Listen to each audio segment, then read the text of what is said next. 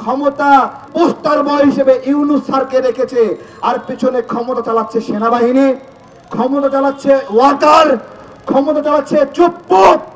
এই সার্জিস, তুমি বেগম জিয়ার প্রতি এত মায়া, আজীবন বঙ্গবন্ধুকে আব্বা ডাইকা, শেখ হাসিনাকে আম্মা ডাইকা তুমি আজকে শেখ হাসিনাকে বের করেছো। এই বামমানি কি? বামমানি বেদব। বামরা বাংলাদেশের সার্বভৌমত্বের সঙ্গে বেদবি করে, বামরা ইসলামের সঙ্গে বেদবি করে, বামরা বাংলাদেশি জাতীয়তাবাদের সঙ্গে বেদবি করে। এই বৈষম্য বিরোধী এই নাগরিক কমিটিতে এই বামরা ঢুইকা আজকে আমাদের গণ অভ্যুত্থানের যে স্পিড, সেই স্পিড ভুলণ্ডিত করে বেদবি করে যে বেগম জিয়াকে তারা মুক্ত করেছে। আম জনতার দল এইখানে তৌহিদুল ইসলামের যে খুন হয়েছে, আমি ধিক্কার জানাই। আমাদের প্রধান উপদেষ্টা তার পোস্টে সেনাবাহিনীর নাম লেখেনি, অথচ সেনাবাহিনীর সদস্যরা তাকে তুলে নিয়ে গেছে। কেন নাম লিখতে লজ্জা পাচ্ছেন? তাহলে কি বাংলাদেশের নাগরিকরা প্রশ্ন করবে? ক্ষমতা সামনে পোস্টার বয় হিসেবে ইউনূস স্যারকে রেখেছে, আর পিছনে ক্ষমতা চালাচ্ছে সেনাবাহিনী, ক্ষমতা চালাচ্ছে ওয়াকার, ক্ষমতা চালাচ্ছে চুপ্পুর। আমি আজকে বৈষম্য বিরোধীদের কাছে জবাব চাচ্ছি। এই যে ছোড়ো, এই যে বাচ্চা ছেলে পেলে, এই যে বাচ্চা ছেলে পেলে, তোমরা শোনো, আমরা চুপ্পুর পদত্যাগের দাবিতে যখন গণ অধিকার পরিষদে ছিলাম, আমরা বিক্ষোভ করেছিলাম, চুপ্পুর বাসভবন ঘেরাও করেছিলাম। এই যে সার্জিস, তুমি, এই যে হাসনাত, এই যে হান্নান মাসুদ, তোমরা গিয়ে চুপ্পুর বাসভবনের সামনে আমরা যে বিদ্রোহ করেছিলাম, বিক্ষোভ করেছিলাম, ঘেরাও করেছিলাম, তোমরা গিয়ে ওই প্রোগ্রাম নষ্ট করেছিল। এই ছেলে, এই বেদব ছেলে, কত টাকা খেয়ে চুপ্পুর কাছ থেকে তোমরা ওই প্রোগ্রাম নষ্ট করেছিলে? তোমাদেরকে এই কত টাকা খেয়েছো তোমরা? বেদবি করো, বলো যে বেগম জিয়াকে বের করেছো তোমরা। এই সার্জিস, তুমি বেগম জিয়ার প্রতি এত মায়া, আজীবন বঙ্গবন্ধুকে আব্বা ডাইকা, শেখ হাসিনাকে আম্মা ডাইকা তুমি আজকে শেখ হাসিনাকে বের করেছো। এই নাসির বাম সংগঠন থেকে এসেছে, বাম সংগঠন থেকে এসে বেদবি করে। বাম মানে বেদব, বাম মানে কি? এই বাম মানে কি? বাম মানে বেদব। বামরা বাংলাদেশের সার্বভৌমত্বের সঙ্গে বেদবি করে, বামরা ইসলামের সঙ্গে বেদবি করে, বামরা বাংলাদেশি জাতীয়তাবাদের সঙ্গে বেদবি করে। এই বৈষম্য বিরোধী এই নাগরিক কমিটিতে এই বামরা ঢুইকা আজকে আমাদের গণ অভ্যুত্থানের যে স্পিড, সেই স্পিড ভুলণ্ডিত করে বেদবি করে যে বেগম জিয়াকে তারা মুক্ত করেছে। তোমরা তো হাসিনার সঙ্গে আপোষ করে প্রোগ্রাম বন্ধ করেছিলা।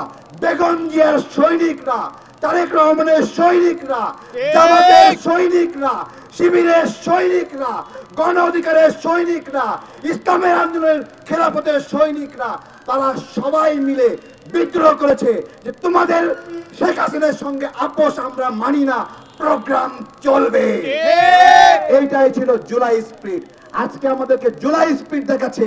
আজকে ক্ষমতার অংশীদার এই বৈষম্য বিরোধী এবং নাগরিক কমিটিরা তোমাদের কাছে জবাব চাই।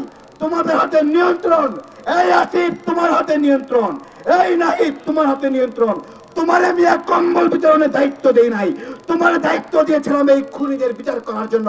এই তুমি কম্বল কেন বিতরণ করো? নেতা হবা, এই নেতা হবা, নেতা হওয়ার সাথ যাচ্ছে, তাই না? এখন আবার শুনছি পদত্যাগ করবে। পদত্যাগ করবা কেন? এই 6 মাস 7 মাসে আখের গোছানো শেষ হয়ে গেছে। সামনে 10 বছর রাজনীতি করার টাকা পয়সা ইনকাম হয়ে গেছে।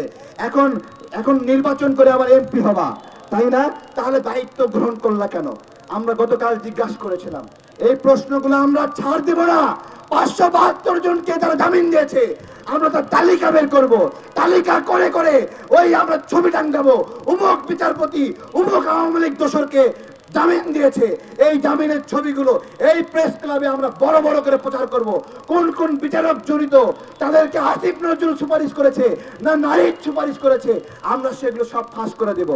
নাহিদ কালো পাছা দেখায়, কালো পাছা দেখায়, আবেগ ছড়ায়, আবেগ ছড়ায়, আবেগ ছড়ায়। আমার কথা, কালো পাছা শুধু তোমার হয়নি, কালো পাছা জামাতের হয়েছে, শিবিরের হয়েছে, তাহের ভাইয়ের হয়েছে, কালোপাশা খসরু ভাইয়ের হয়েছে, সালাউদ্দিন টুকু ভাইয়ের হয়েছে, শিমুল বিশ্বাসের হয়েছে, শফিকুল ইসলাম হুজুরের হয়েছে।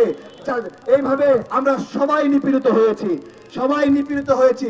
সেই জায়গাগুলো আমাদের নষ্ট করে করে আজকে জুলাইয়ের স্পিডের কর্তৃত্ব নিয়ে আমাদেরকে অসম্মান করে, বেয়াদবি করে।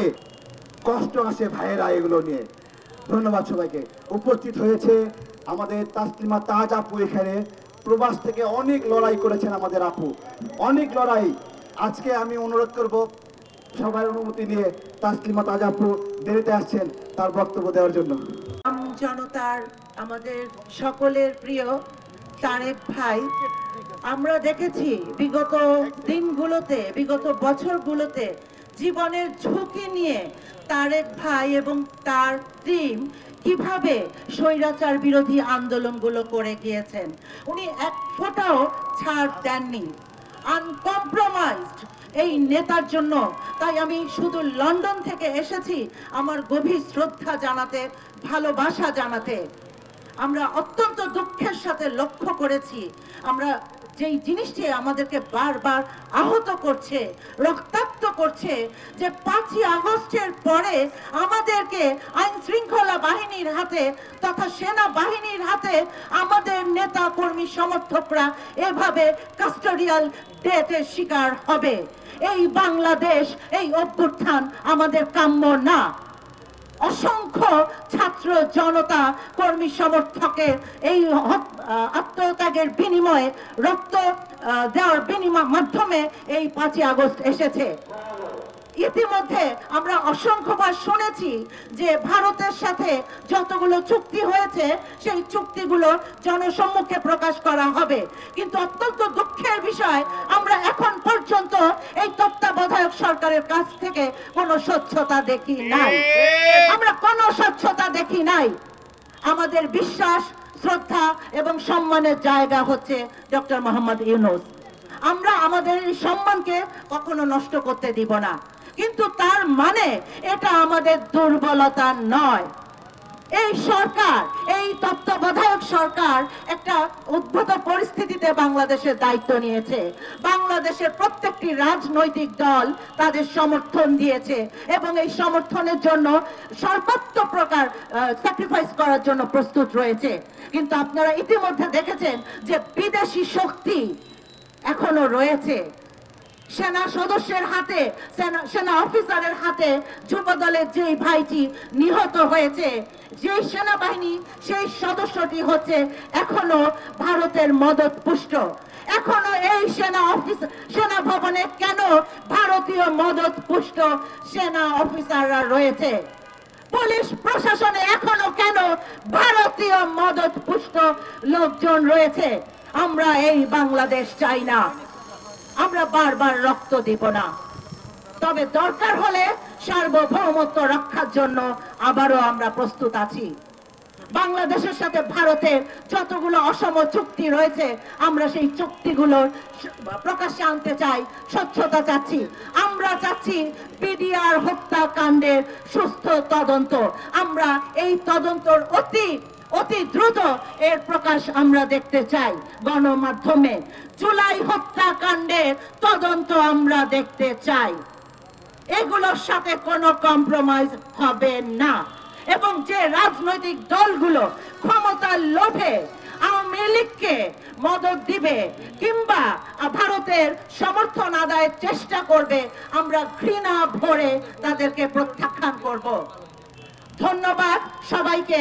আমি স্মরণ করছি আবু সাইদকে, স্মরণ করছি মীর মুগ্ধকে, আসিফ সহ আমাদের অসংখ্য ছাত্র জনতাকে। ওদের আত্মত্যাগ ছাড়া আমরা আসতে পারতাম না, আমি অন্তত আসতে পারতাম না। দীর্ঘ 15 বছর পর বাংলাদেশে এসেছি। আমরা চাই না আর কোনো আবু সাইদ এভাবে তাদের প্রাণ দিক। পরিশেষে আবারও আমাদের প্রিয় তারেক ভাই এবং তার টিমকে আমাদের প্রাণ ঢালা অভিনন্দন জানাচ্ছি। তাদের নিরাপত্তা দেখার দায়িত্ব আমার, আপনার, আমাদের সমাজ সবার। আমাদের মনে রাখতে হবে আজকে যেই কাজটি আমাদের আম জনতার তারেক ভাই করছে, সে কাজটি ওনার কোনো পার্সোনাল বেনিফিটের জন্য না। এটা একটা স্বাধীন বাংলাদেশের সার্বভৌমত্ব অক্ষুণ্ণ রাখার শপথে উনি নেমেছেন। ওনাকে সর্বাত্মক সহযোগিতা করবেন আপনারা মিডিয়ার ভাই বোনেরা। ধন্যবাদ। আসসালামু আলাইকুম।